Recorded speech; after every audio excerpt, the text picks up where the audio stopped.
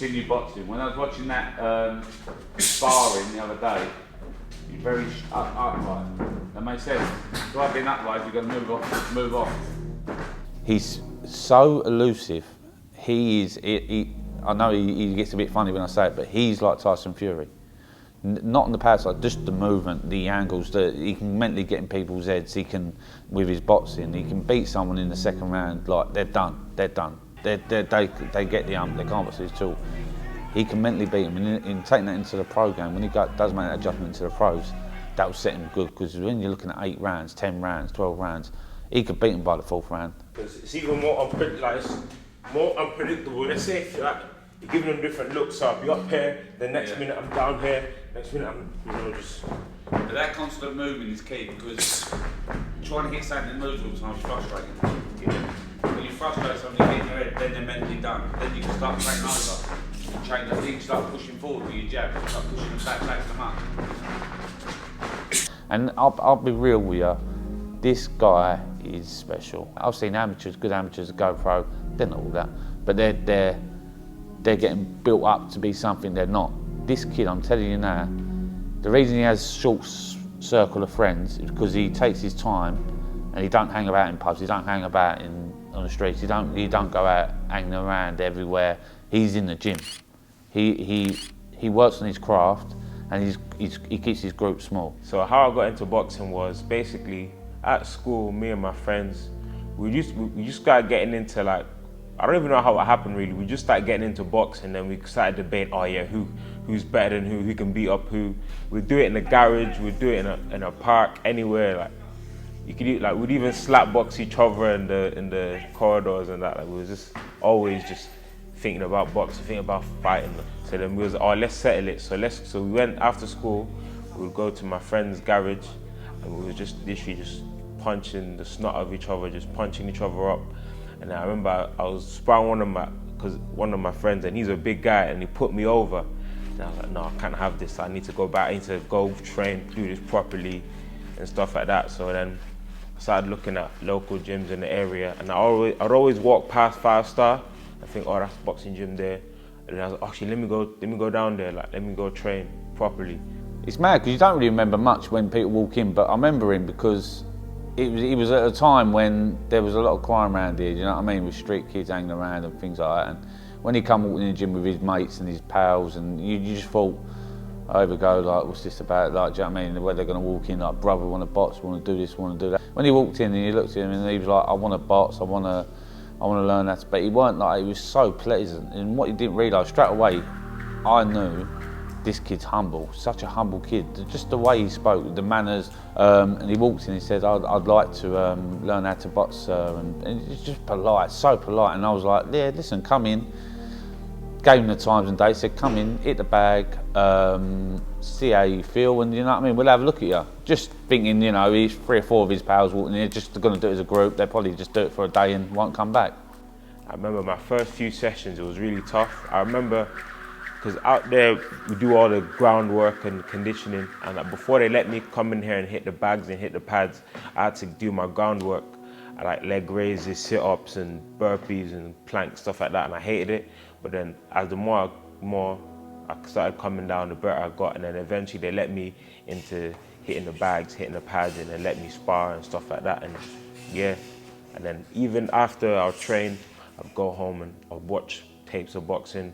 I'd watch like Mayweather, Pernell Whitaker, Muhammad Ali, it's one of my favorites. Larry Holmes, he's another one of my favorites. And I watched one of Canelo's highlights. I think it was his fight against Khan and his fight against James Kirkland. And then I was fascinated by how someone can be so good at a sport. Like, imagine being as good as Canelo. Imagine how that must feel. Imagine all the hard work he's put in. I thought, oh, let me give this a go. Like, let me give it my all, really. Gotta be quick with that backhand. Turn, hit, push out. Quick out. Move up, off the line. Snap it over. Snap. Hello, my name is Dimeji Shittu. I box for 5 Star ABC in Howard Hill. And I've had 40 fights, all for the club. And I started boxing when I was about 16, 17. Had my first fight at 17 and 21 now, so 4 years. And yeah, it's been a good journey. I've had a lot of success, a bit of failure, but I've learned from from all of it really. I've won a senior elite title, I've won a development title, I've won like 5 regional titles, I've won the Haringey Box Cup twice, I've been to national finals and got silver in the Tri-Nations and stuff like that, boxed for England. And yeah, it's been a good journey, I'm enjoying it, and I'm excited for what's to come next. He went to work at McDonald's, he come here and trained, that was it, that's all he had. All his mates had things going for him. So the push for him was goals. He wanted to box, was his first goal. We give him that. He wanted to enter championships, he done that. And what he's done in 4 years, in such a short space of time, is not really heard of. No kids walk straight in the ABAs unless they're naturally a big heavyweight who can bang, or a female who's probably strong and just can walk straight into it and do it straight away. When you've got all these fighters, a light heavy, that have been boxing all these years, he's come through, he beat a guy who'd had 40 odd fights, he'd had like 4 or 5, and he beat him, you know what I mean? He was doing things that you don't really see. But it wasn't until I actually was talking to him and he broke it down that he was going home watching YouTube, watching the old, but he wasn't watching new fighters at the time, he was watching all old fighters. Like even going back as far as Jack Johnson, Rocky Marciano, just old school fighters that, you know what I mean, that have every different style. I remember the first run I ever done, one of the first runs, I ran about maybe a kilometre and a little bit, and I could start to taste blood, and I thought, oh no, I'm not doing this. And even on stuff like sports day, anyone that knew me from school knew I wasn't the most athletic, I was terrible at football. Stuff like sports days, wouldn't even do them. I would just be like, nah, I'm not doing it. Like, I was so unathletic. Even in like PE, 100 meters, I'd run 50 meters and say, nah, that's enough. Like I used to be, yeah, I was bad, man. So how does that unmotivated, unathletic Dimeji become 4 years down the line, national champion, Haringey Box Cup champion? Yeah, just, do you know what it is? It's competitiveness. Because in certain things, I don't really want to be competitive, but when it comes to like boxing and stuff like that, when you don't want to lose, you want to win, you want the glory, you want to be the best. I feel like that's what motivated me to, I've got to train hard, I've got to eat right, I've got to dedicate myself, I've got to do this properly. Because if I want to win, that's what I've got to do. Funny enough, I remember when I was young, I actually wanted to do like karate or kickboxing. And then Mum was like, oh, I'll take you down there, but don't get in trouble today in school. Because I was getting into like, trouble when I was like really young. And then she was like, then I got in trouble that day, and she said, oh, that's it, you're not going. And then since then, the thought of any boxing or combat sport just left my brain. I didn't really think about it. At what point would you say you fell in love with boxing and you thought, nah, I really want to do this, like, this is me? Probably be when I had like the first few good spars. Because I remember like, I would come down here, I remember I had my first spar in that ring, and I got hit in the nose, and like it hurt so bad, and my nose was bleeding, and I was like, oh. Rather than getting demotivated, I said, no, I'm better than this, like I want to go straight back in. Then I started having good spars against people who are a lot more experienced than me. Then I was like, okay, maybe I'm decent, like, oh, let me keep going. Then I remember one time I sparred a guy I was like 17, the guy was he looked about 30-ish, like he's a grown man, and I was sparring him, and I was doing well, I was getting a better, and I thought, wait, hold on a sec, like, I'm only 17, this guy's a grown man, like, yeah, that made me think to myself, oh yeah, I can proper do this. And also when I had my first fight as well. Where do you hope to take your boxing? Obviously everyone's ambition is to become world champion and win world titles and stuff like that, which obviously is my goal. But another one of my goals of boxing is to make sure I go in boxing, make a good name for myself, being involved in good fights, make some good money and provide for my family and stuff like that. That's the #1 key. And then on top of that, of course, you want to win titles and get the glory and stuff like that. Because everyone loves to win, everyone feels good when they win, so yeah. 4 years, to do what he's done in 4 years. I've been doing this 23 years, and it took me a long time I wish I could have been as good as what he is, but he's so talented that he's just an inspiration for all my nursery. Albie coming through, Jimmy coming through, Jude, Harry, Sonny Clark. There's so many good kids coming through in this, and the one that's up to him the most is probably Johnny Oakes, who follows him. But Johnny's a totally different fighter. Johnny's a powerful kid who entered championships and stopping people, knocking people out cold. He's only 14 when he's knocking people out. And he's got there because he's seen Dee win this, Dee's doing this, Dee's doing that. So Dee's an inspiration to everyone in the gym.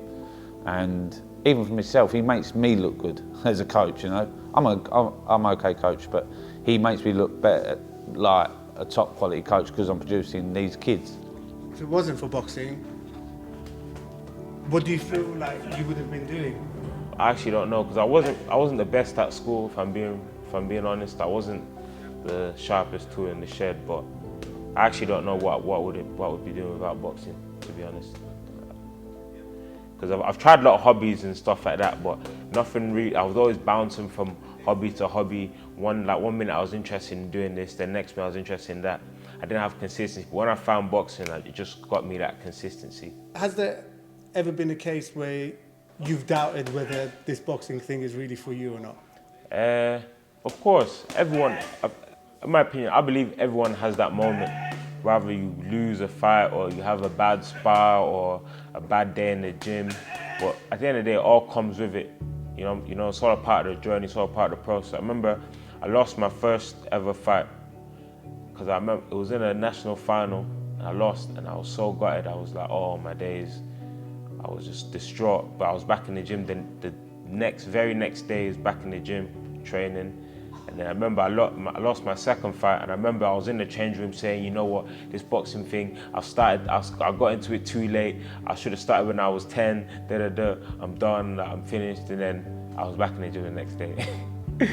Yeah, so everyone has a moment. Whether you're a boxer, a singer, an actor, whatever you do, everyone's gonna have them bad days where they question, oh, is this for me? Am I doing the right thing? Like, make sure I try something else. But it's always like my passion and love for it that's gonna bring me back.